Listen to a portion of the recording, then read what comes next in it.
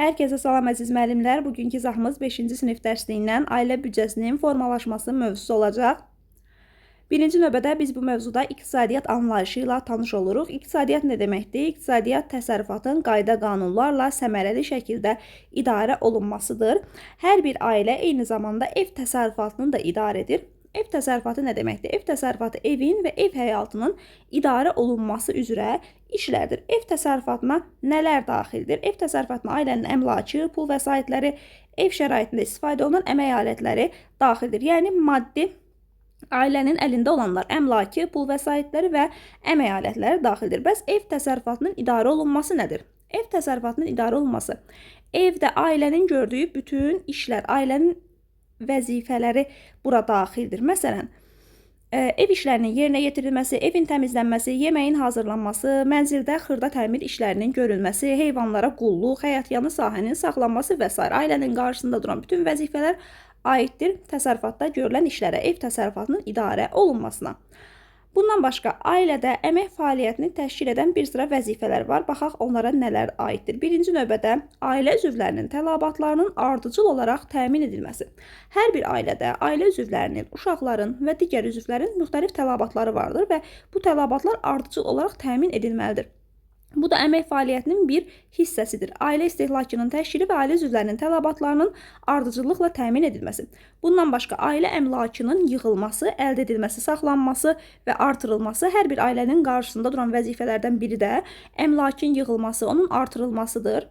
Bundan başqa, əmək hazırlığı və əmək tərbiyəsi, yəni ailə üzvlərinin təhsil alması və yaxud hər hansısa bir peşəyə yiyələnərək hansısa bir işlə məşğul olması, ailənin öz övladlarını bu şəkildə yönləndirməsi, onlara təhsil verməsi və yaxud da hər hansısa bir peşəyə yiyələnmələrinə dəstək olması da ailədə görülən işlərə, fəaliyyətin növlərindən birinə aiddir. Bundan başqa, ailədə əmək qabiliyyəti olmayan şəxslərə qayğı, əmək qabiliyyəti olmayan şəxslər təqaüdçülər, əlillər və ya uşaqlardır, onlara da xüsusi olaraq qayğı göstərilməlidir.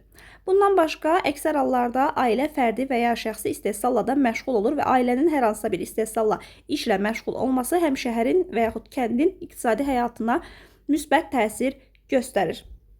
Ev təsərrüfatının iqtisadiyyatı ailənin gündəlik iqtisadi həyatı haqqında elmdir. Ailənin gündəlik iqtisadi həyatı haqqında elm ev təsərrüfatının iqtisadiyyatıdır. Ailədə bu gəlirlərin toplanması, bütün bu vəzifələrin öhdəsindən gəlinməsi ailə üzvlərinin əməyindən asılıdır. Onların əmək qabiliyyətindən, onların əmək savadından, təhsilindən və yaxud bacarıqlarından da asılı olaraq dəyişir. Bu dərsdə biz iki anlayış öyrənirik. Maliyyə vəsaiti və maddi vəsait. Maliyyə vəsaiti əlimizdə olan nağd puldur. Məsələn, ailənin soyuducu, paltar yuyan, ütü, toz soğuran almaq üçün maliyyə vəsaitinə ehtiyacı vardır. Hər şeyi almaq üçün bizə lazım olan vəsait pul adlanır maliyyə vəsaiti. Həmin maliyyə vəsaiti vasitəsilə biz maddi vəsaitləri alırıq.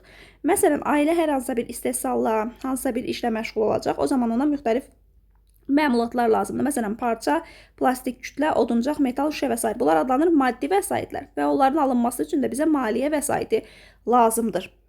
Bundan başqa, ailədə vəsaitlər ümumilikdə 4 yerə ayrılır, 4 qrupa ayrılır. Onlara ayrı-ayrılıqda baxaq. Birincisi, ailə üzvlərinin işi və əməyi, əmək vəsaitlərinə aiddir. Maliyyə vəsaiti, bayaq qeyd etdiyim kimi, əlimizdə olan puldur, gəlirimizdir. Bunlar adlanır maliyyə. Maddi vəsaitlər maliyyə vəsaiti hesabına alınanlar, əmlak, müxtəlif təsərrüfat elementləri, ərzaq və s. Yəni, pulla aldığımız hər şey, ailəyə aid olan hər şey. Və bundan başqa var energetik vəsaitlər. Hər bir ailədə istiliyə, enerjiyə və yanacağa ehtiyac var. Məsələn, maşın varsa ona yanacaq lazımdır, istilik lazımdır və yaxud evin isidilməsi, evdə enerjinin təmin olunması və s. Bunlar da adlanır energetik vəsaitlərə. Vəsaitlərin ümumilikdə 4 növü var. Bunları yadımızda saxlayırıq. Ailə büdcəsi müəyyən bir dövr ərzində gəlirin və xərcin planlanmasıdır. Bütün bu iqtisadi planlaşmalar büdcədə öz əksini tapır. Büdcə sözü ingilis sözü olub, mənası pul çantası deməkdir. Büdcə xərclərdən və gəlirlərdən ibarətdir. Ailənin xərcləri dedikdə pul vəsaitinin nəyinsə alınmasına və işlədilməsinə ayrılmış hissəsi nəzərdə tutulur. Baxaq, ailədə hansı xərclər var? Qidalanma, kommunal, nəqliyyat, sanitar, gigiyenik məqsədlər üçün ayrılmış xərclər, təhsilə ayrılmış xərclər, sağlamlığa ayrılmış xərclər, mədəni və mənəvi tələbatların ödənilməsi üçün ayrılmış xərclər. Xərclərimiz iki yerə ayrılır. Daimi xərclər və dəyişən xərclər. Daimi xərclər müəyyən dövr ərzində dəyişməyən xərclərdir. Ailənin daima ödəməli olduqları, məsələn, qidaya ödənənlər, aylıq kommunal ödəmələr daimi xərclərə aiddir. Şəxsi planlardan və şəraitdən asılı olaraq dəyişən xərclər isə adlanır ailənin dəyişən xərcləri. Bunlara aiddir məzuniyyətə, teatra, sərgiyə getmək, ailənin mədəni istirahətinə ayırdığı xərclər, geyimin alınması, mənzilin təmir edilməsi kimi xərclər dəyişən xərclərdir. Yuxarı siniflərdə bunlara ayrı-ayrılıqda daha ətraflı şəkildə öyrənəcəyik. Bundan başqa bəzi xərclər vardır ki, onlar fəsillərdən asılıdır. Məsələn, uşaqların məktəbə hazırlaşması, qışda mənzilin isidilməsi, qış üçün meyvə və ya tərəvəzlərin tədarükü. Bundan başqa bir də var gözlənilməyən xərclər. Bu xərclər planlanmadan, anidən baş verənlərdir. Məsələn, qonaqların gəlməsi, xəstəlik hallarının baş verməsi, anidən harasa dəvət almaq və s. Ailənin gəlir və xərclərinin müəyyən zaman kəsiyi üzrə planlaşması adlanır ailə büdcəsi.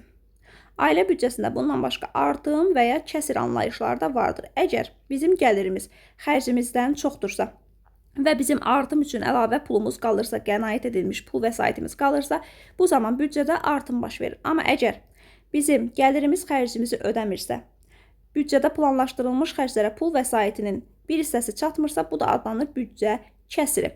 İndi isə ümumiləşdirək. Deməli, iqtisadiyyat dedikdə təsərrüfatın qayda qanunlarla səmərəli şəkildə idarə olunması nəzərdə tutulur. Hər bir ailənin vəzifəsi də ev təsərrüfatını idarə etməkdir. Ev təsərrüfatı dedikdə evin və ev həyatının idarə olunması nəzərdə tutulur. Ev təsərrüfatına daxildir əmlak, pul vəsaitləri, ev şəraitində istifadə olunan alətlər. Ev təsərrüfatının idarə olunmasına isə ailədə bütün işlər, görülən işlər, idarə olunan hər şey aiddir. Məsələn, evin yığışdırılması, təmir işləri, heyvanlara qulluq, həyatyanı sahədə görülən işlər və s. Ailədə fəaliyyət bir neçə sahədə həyata keçirilir. Ailə üzvlərinin tələbatlarının ödənilməsi və ailə istehlakının təşkili, əmlakın yığılması, saxlanması və artırılması, ailə üzvlərinin təhsil və yaxud da peşə verilməsi, əmək qabiliyyəti olmayanlara dəstəyin olunması, qayğının göstərilməsi. Ev təsərrüfatı iqtisadiyyatı ailənin gündəlik iqtisadi həyatı haqqında elmdir. Biz burada iki anlayış öyrəndik. Maliyyə və maddi vəsaitlər. Maliyyə vəsaiti əlimizdə olan pul vəsaitdir. Maddi vəsaiti isə onunla aldıqlarımızdır. Ailəyə lazım olan parça, plastik kütlə, oduncaq, metal şüşə kimi materiallar da ailənin maddi vəsaitinə daxildir. Vəsaitlər ümumilikdə 4 qrupa bölünür. Əmək, yəni ailə üzvlərinin əməyi, maliyyə, yəni pul gəlir, maddi, yəni həmin pulla aldıqlarımız əmlak, müxtəlif təsərrüfat elementləri, ərzaqlar və s. Energetik, yəni istilik, enerji və yanacaq aiddir vəsaitlərimizə. Büdcə ingilis sözüdür, mənası pul çantası deməkdir. Müəyyən bir dövr ərzində gəlirin və xərcin planlanmasıdır. Xərclər hər hansısa bir şeyə ailə büdcəsinin ayrılan pul vəsaitidir. Daimi və dəyişən olmaqla iki yerə ayrılır. Bundan başqa gözlənilməyən xərclər də ola bilər. Kəsir və artım anlayışlarını da öyrəndik. Kəsir hər hansısa bir şeyin alınmasına ailə büdcəsinin çatmayan hissəsidir. Yəni, əgər xərcimiz gəlirimizdən çoxsa kəsir yaranır büdcədə. Əgər gəlirimiz xərcimizdən çoxdursa və biz artıq artım etmişiksə, kənarda pul yığa bilmişiksə, bu da büdcədə artım deməkdir. Bugünkü izahımız bu qədər. Əziz müəllimlər, dinlədiyiniz üçün təşəkkürlər.